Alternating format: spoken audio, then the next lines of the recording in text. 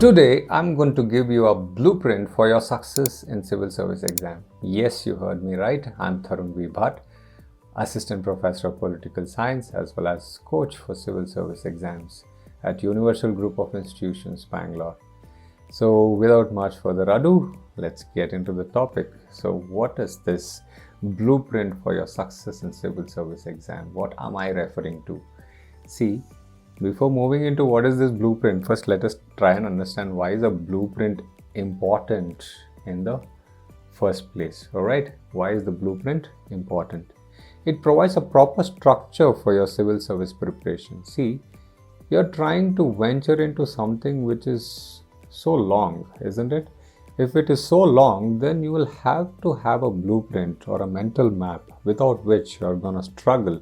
It's like you're trying to go to a far destination without a Google map and you do not know the route. See, nobody knows the success route for cracking civil service exam. That's a myth.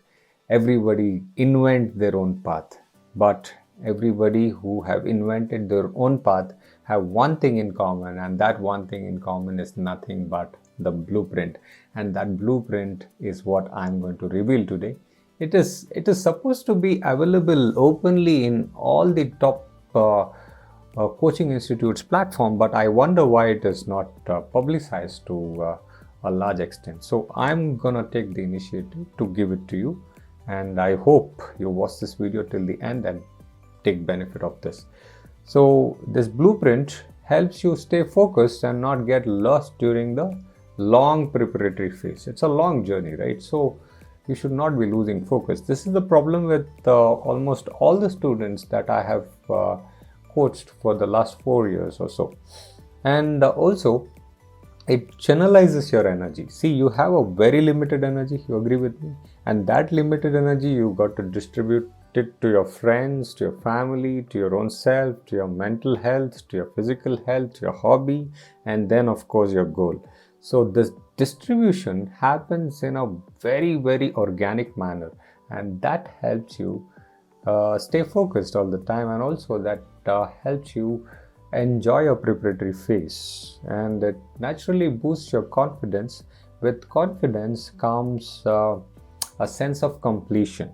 If a sense of completion is there, then you naturally perform in a better way, because you have put in effort to convince your mind that whatever the learning that the mind has done, it is giving results. There is a quantifiable data to prove that your mind and its effort that it has put to learn something is going to fetch the result that it deserves or requires.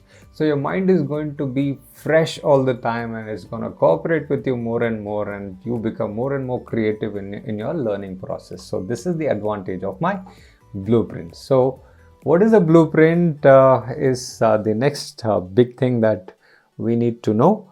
But before that, the great Albert Einstein has made this quote. Look at this. First, learn the rules and regulations of the game so well that you play the game better than anybody else. Who said it?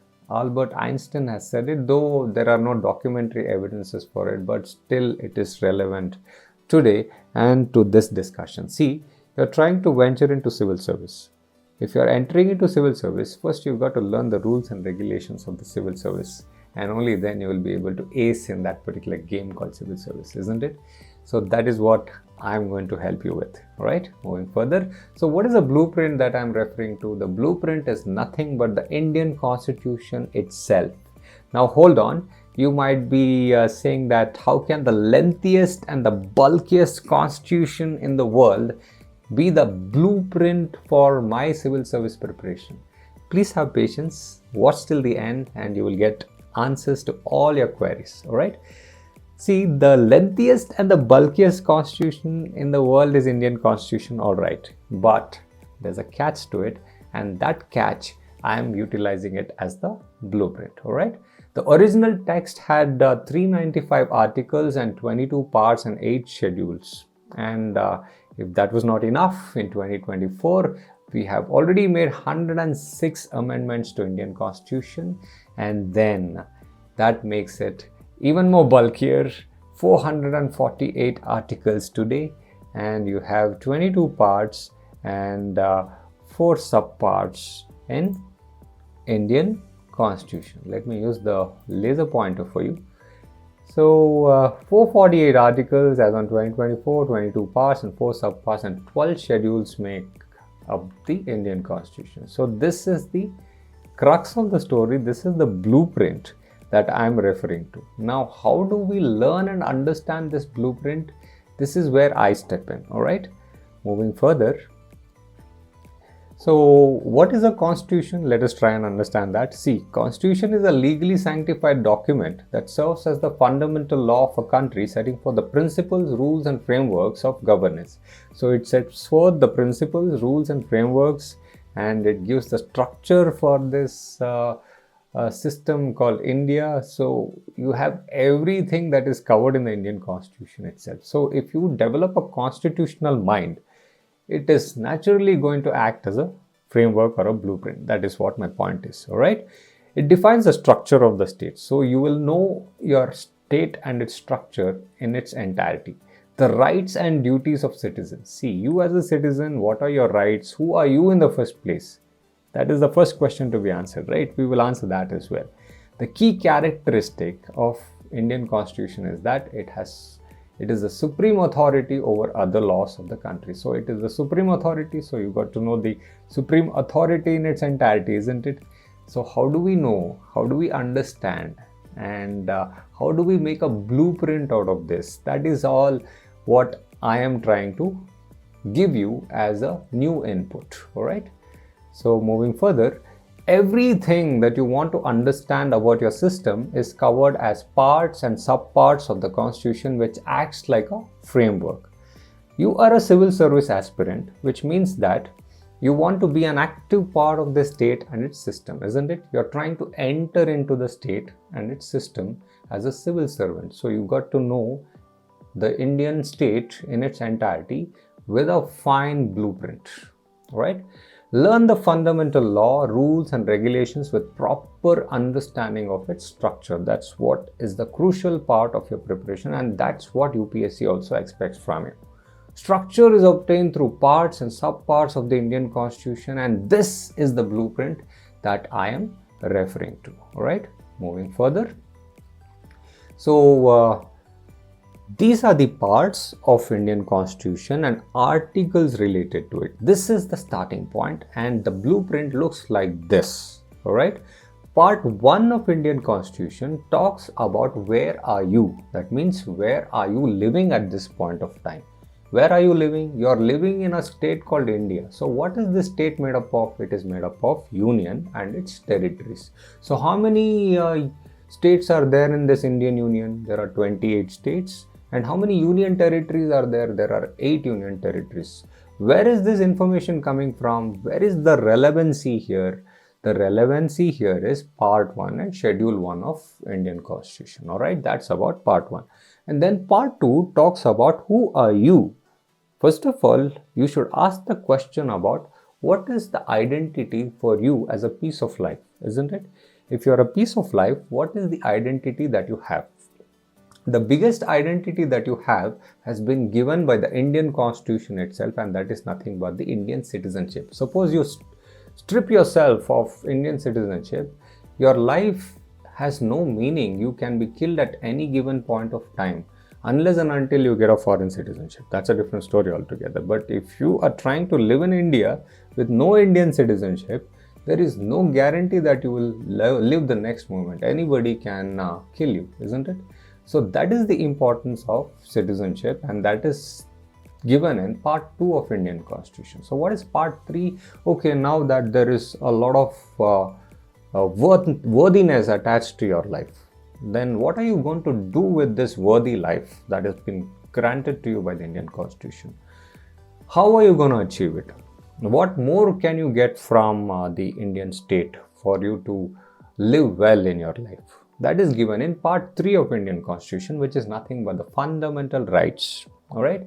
What are fundamental rights and the sub-articles related to fundamental rights. All these are our higher learnings, but you will never get lost in that preparatory phase because there is a blueprint which holds you back.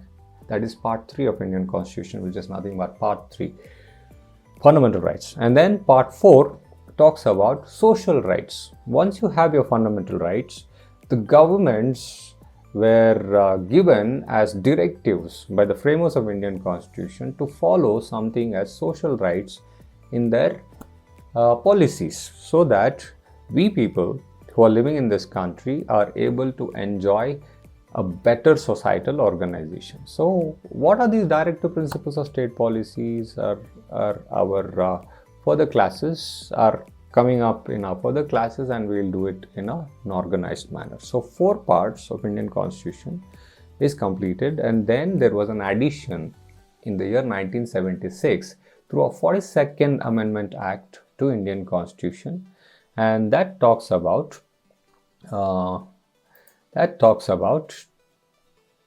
fundamental duties. See, once you have your rights, once you have your social rights, once a lot of importance has been given to your identity, then the next natural thing what the government expects from you is certain basic duties that you need to perform in order to ensure your progress as well as nation's progress as a whole. There are 11 such fundamental duties which are enumerated in the Indian Constitution. We will talk about it in the upcoming classes. So we have covered effectively the 5 areas of your learning. That is, the blueprint has just begun. We have further 15, 16 parts to go, isn't it? We will cover each and every one of the parts of Indian Constitution in a very logical manner, in an effective manner, so that it remains in your head for a long period of time, probably for lifetime if you are entering into civil service. So that's all for today. I'm going to continue this class in my next video. Thank you for watching till the end. Stay tuned for more informations on this blueprint, and we will cover this entire polity in the most practical and easy way. This is Tharun signing off. Thank you.